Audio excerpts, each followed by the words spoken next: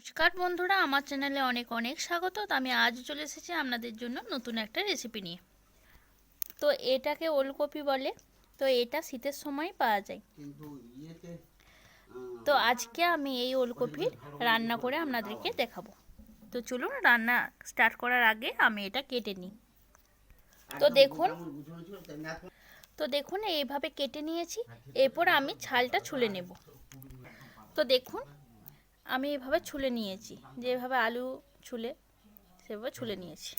তো দেখুন আমি কেটে নিয়েছি এরকম সাইজে। আর এটার সাথে আমি একটি আলু দেব, বেশি আলু দেব না। তো দেখুন আলুটাও কেটে নিয়েছি। তো এইগুলো এরপর আমি প্রেসার কুকারে সিদ্ধ করতে দিয়ে দেবো। তো দেখুন আমি ধুয়ে নিয়েছি, এরপর প্রেসার কুকারে দিয়ে দেব আর দুটো সিটি দিয়ে দেবো। আদাটা ছুলে নিয়েছি আর এভাবে কুচি নিয়েছি, এটা শিলে বেটে নেব। আর এটা আমি সম্পূর্ণ নিরামিষ করব। তো দেখুন আমার সেদ্ধ হয়ে গেছে, ভাপ উঠছে দেখেই বুঝতে পারছেন। আর এটাকে আমি একটু ছেঁকে নিয়েছি, জলটা যাতে ঝরে যায়। তো চলুন রান্না স্টার্ট করা যাক, আর আমার ভিডিওটির সাথে থাকুন। আর যারা নতুন বন্ধুরা এখনও আমাকে সাবস্ক্রাইব করেননি অথচ আমার ভিডিওগুলো দেখছেন, তাদেরকে বলছি প্লিজ আমার ভিডিওগুলো দেখে সাবস্ক্রাইব করে দেবেন। তো দেখুন আমি কড়াই চাপিয়ে দিয়েছি। এরপর আমি তেল দিয়ে দেব।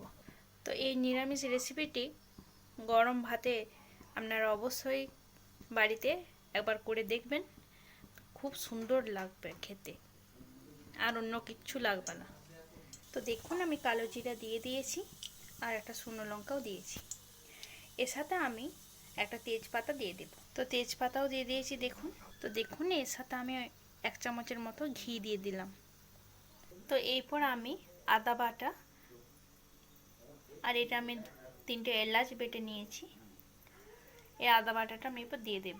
তো দেখুন আমি একটা টমেটো দিয়ে দিলাম। তো দেখুন আমি 1 চামচের মতো হলুদ গুঁড়া আর 1 চামচের মতো জিরে গুঁড়া আর 1 চামচের মতো ধনে গুঁড়া দিয়ে দিলাম। দুটো চিড়ে রাখা কাঁচা লঙ্কা দিয়ে দিলাম। তো কাশ্মীরি লঙ্কার গুঁড়া দিয়ে দিলাম 8 চামচের মতো। তো দেখুন চিনি দিয়ে দিলাম 8 চামচের মতো আর 8 চামচের মতো লঙ্কার গুঁড়া। তো দেখুন অনেকক্ষণ ধরে আমি কষিয়ে নিয়েছি। এরপর আমি দিয়ে দেব ওলকপিটাকে সেদ্ধ করে রাখা।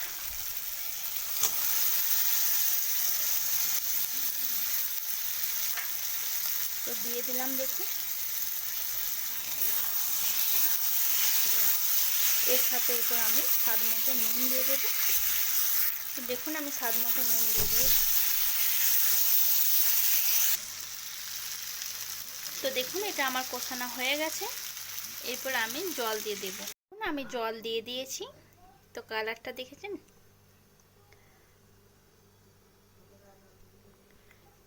তো এটা তখন করে একটু হতে থাকুক। তো দেখুন এরপর আমি নামিয়ে দেব। তো নামানোর আগে অল্প গোলমরিচের গুঁড়া দিয়ে দেব আর তার সাথে এই গরম মশলাটা দিয়ে দেবো, মানে এলাচ বাটাটা শুধু।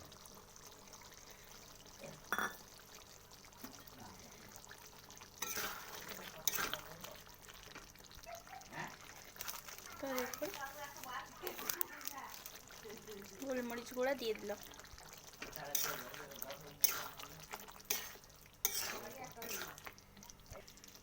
আর সামান্য 1 চামচও নয় 8 চামচের মতো ঘি দিয়ে দেব।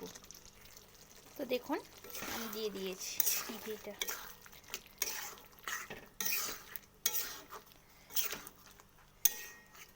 তো এটা আমার হয়ে গেছে, আমি এরপর নামিয়ে নেব। দেখুন আমার রেডি ওলকপি। তো নিরামিষ দিনে ভাতের সাথে, গরম গরম ভাতের সাথে পুরো জমে যাবে। তো আপনারা অবশ্যই বাড়িতে ট্রাই করবেন। তার সাথে আমাকে কমেন্টে জানাবেন কেমন লাগলো আপনাদের।